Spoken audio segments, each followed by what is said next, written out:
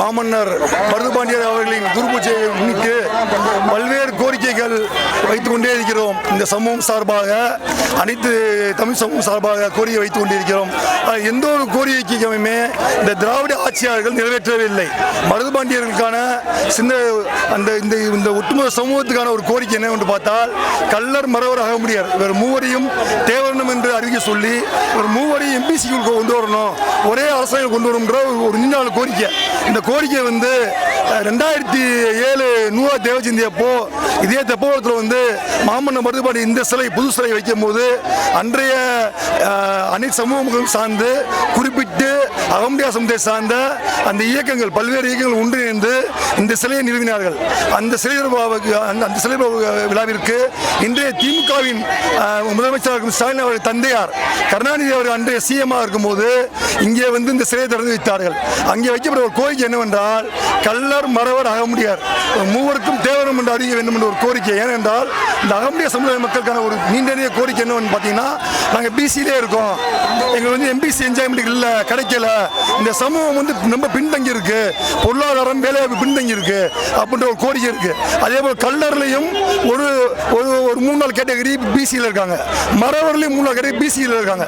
அதனால இந்த 3 இனங்களையும் தேவனம் என்று அறிவித்து இவர்களை டிஎன்டிக்குள் கொண்டு வர வேண்டும் என்று ஒரு கோரிக்கையாக நாங்கள் வைத்துக் கொண்டே இருக்கிறோம். இந்த கோரிக்கையை மத்திய அரசும் மாநில அரசும் நிறைவேற்ற வேண்டும். மாநில அரசு இந்த கோரிக்கையை முன்னிலைப்படுத்தி மத்திய அரசு சொல்ல வேண்டும்.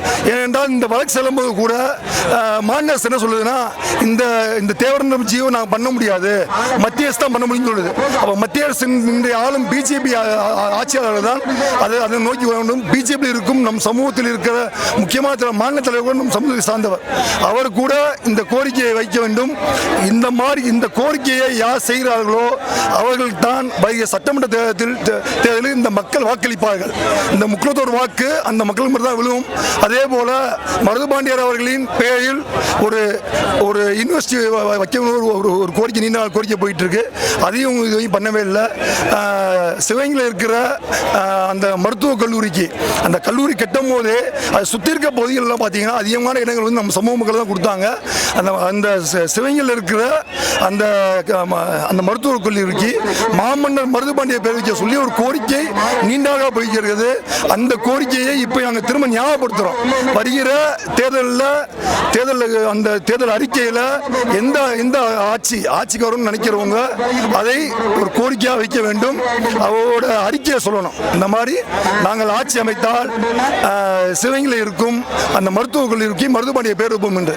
ஏன்னால் இந்த மண்ணுக்காகவும் இந்த மக்களுக்காகவும் தன்னையும் தன் குடும்பத்தையும் கிட்டத்தட்ட ஒரு 500 பேர் ஒரே நாளில் ஆங்கிலேய எதிராக தங்களோட உயிர் தியாகம் செய்த இந்த மக்களை இந்த ஆட்சியாளர்கள் மதிக்கவும் இல்லை, எதுவுமே செய்யலை. அதான் உண்மை. இந்த மக்களுக்கு எதுவுமே செய்யலை.